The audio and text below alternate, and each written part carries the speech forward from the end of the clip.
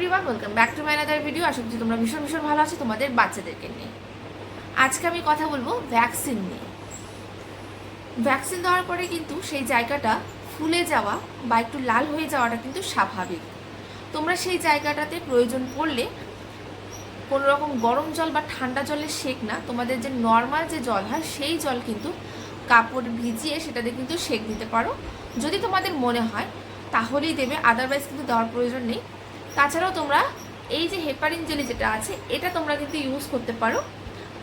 ভ্যাকসিনের যে জায়গাটা আছে তার চারপাশ দিয়ে এটা লাগিয়ে দিলে কিন্তু বাচ্চারা অনেকটা রিলিফ ফিল করে। যে ক্ষেত্রে বাচ্চাদের একটু সোয়েলিং বেশি হয়ে যায়, যেমন পেন্টা ভ্যাকসিন দেওয়ার পরে কিন্তু সোয়েলিংটা বেশি হয়, যে কারণে তখন কিন্তু একটু জ্বর বা এই ফুলে যাওয়ার ভাবটা কিন্তু একটু বেশি থাকে। সেই ক্ষেত্রে তোমরা কিন্তু এগুলো করতে পারো।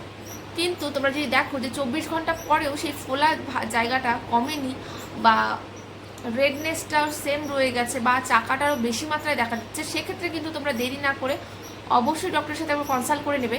কারণ এই ভ্যাকসিনের থেকে কিন্তু অনেক সময় ওই ফোলা জায়গাটা কিন্তু ইনফেকটেড হয়ে যায় বা ইনফেকশন সেখানে ছড়িয়ে যায়। তাই তোমাদের যদি মনে হয় যে 24 ঘন্টার পরেও আমাদের বাচ্চার সোয়েলিংটা কমেনি বা একটু রেডনেস এখনও আছে, সেক্ষেত্রে কিন্তু তোমরা একটু দেরি করবে না।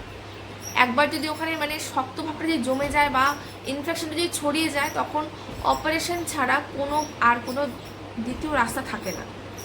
অপারেশনের মাধ্যমেও ভেতর থেকে ইনফেকশন, পুজ, রক্ত যেটাই থাকে সেটা সব বের করে দিয়ে অ্যান্টিবায়োটিকের মাধ্যমে শুকানো হয়, ড্রেসিং করতে হয়। সেটা কিন্তু প্রচণ্ড পেইনফুল একটা প্রসেস।